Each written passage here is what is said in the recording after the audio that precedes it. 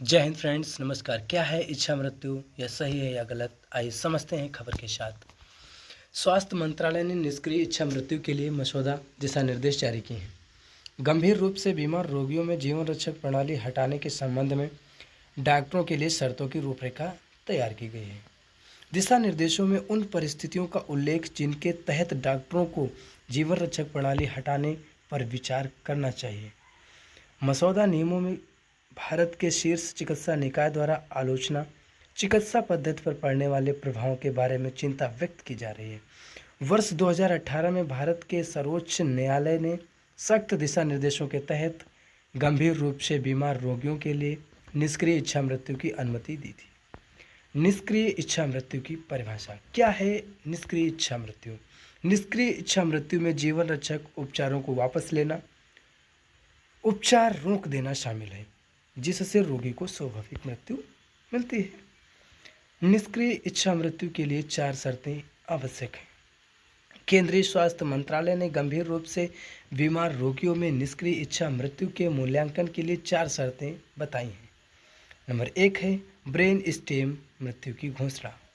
Number 2 है चिकित्सा पूर्वानुमान से पता चलता है यदि रोग गंभीर हो चुका है और आक्रामक रूप से लाभ मिलने की संभावना नहीं है तो व्यक्ति को स्वाभाविक मृत्यु मिलती है। रोग का निदान समझने के बाद रोगी द्वारा लिखित सूचित इनकार। नंबर 4 है सर्वोच्च न्यायालय की प्रक्रियाओं का अनुपालन। रोगी का सर्वोत्तम हित है कि दिशा निर्देश में रोगी के सर्वोत्तम हित में निर्णय लेने पर जोर जीवन रक्षक प्रणाली को बंद करने पर ध्यान केंद्रित करते हैं जब इससे रोगी को लाभ मिलने की संभावना नहीं होती है या इससे उसे पीड़ा और सम्मान की हानि हो सकती है। जीवन सहायक उपचार एलएसटी। जीवन सहायक उपचार एलएसटी डॉक्टरों को सलाह दी जाती है कि वे यांत्रिक वेंटिलेशन और डायलिसिस जैसे एलएसटी शुरू करने से बचें अगर उन्हें गैर लाभकारी माना जाता है और रोगी और परिवार पर बोझ बढ़ाने की संभावना न जताएं। वैश्विक मानक एलएसटी को वापस लेना दुनिया भर में आईसीयू में देखभाल के मानक के रूप में मान्यता प्राप्त है, जिसमें चिकित्सा, नैतिक और कानूनी विचार शामिल है। घातक बीमारी की परिभाषा। घातक बीमारी को एक अपरिवर्तनीय या लाइलाज स्थिति के रूप में परिभाषित किया जाता है जहां मृत्यु आसन्न होती है, जिसमें गंभीर दर्दनाक मस्तिष्क की चोटें शामिल हैं, जिनमें 72 घंटे के बाद भी कोई सुधार नहीं पाया जाता है, तो हम कह सकते हैं कि व्यक्ति गंभीर रूप से घातक बीमारी से ग्रसित है। रोगी की स्वायत्तता। दिशा निर्देशों में कहा गया है कि स्वास्थ्य देखभाल संबंधी निर्णय लेने में सक्षम वयस्क एलएसटी से इनकार कर सकते हैं, भले ही इससे मृत्यु हो जाए। निर्णय लेने की प्रक्रिया। निर्णय लेने की क्षमता की कमी वाले रोगियों के लिए कम से कम 3 चिकित्सकों के एक प्राथमिक चिकित्सा बोर्ड पीएमबी को स्थिति का मूल्यांकन करना चाहिए। उपचार विकल्पों की व्याख्या करनी चाहिए और सरोगेट को सूचित करना चाहिए। द्वितीय चिकित्सा बोर्ड। पीएमबी के निर्णय को द्वितीय चिकित्सा बोर्ड से मान्यता की आवश्यकता है, जिसमें जिले के मुख्य चिकित्सा अधिकारी द्वारा नियुक्त एक व्यक्ति भी शामिल होगा।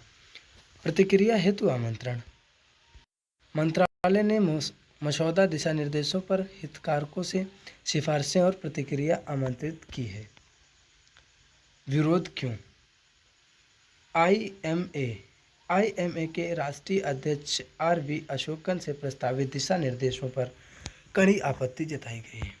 कानूनी जांच। अशोकन ने चेतावनी दी है कि मसौदा विनियमन डॉक्टरों को कानूनी जांच के दायरे में ला सकता है, जिससे उनके नैदानिक निर्णय लेना जटिल हो सकता है।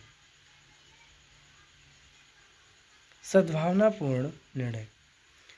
उन्होंने इस बात पर जोर दिया है कि जीवन रक्षक प्रणाली से संबंधित नैदानिक निर्णय ऐतिहासिक रूप से सद्भावनापूर्ण तरीके से लिए गए हैं, जिनमें रोगी के रिश्तेदारों की पूर्ण सहमति और भागीदारी भी शामिल है। स्थिति को गलत समझना।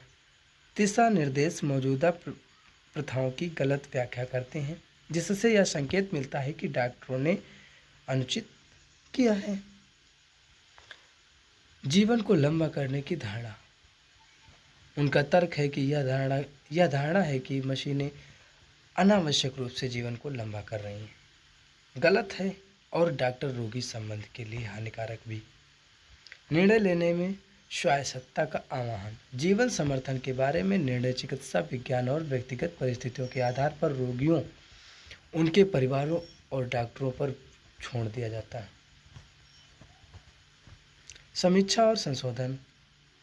IMA मसौदा दिशा निर्देशों की जांच करने और उन्हें संशोधित करने के लिए उद्देश्य से सुझाव प्रस्तावित करने की योजना बना रहा है।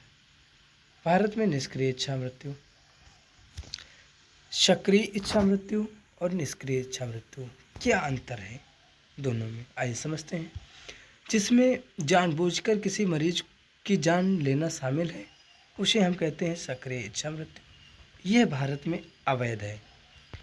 जिसमें प्राकृतिक मृत्यु की अनुमति देने के लिए जीवन समर्थन उपचार वापस लेना शामिल हो, ऐसी मृत्यु को हम निष्क्रिय इच्छा मृत्यु कहते हैं। विशिष्ट परिस्थितियों में कानूनी दायरे में रहते हुए। कानूनी मान्यताएं।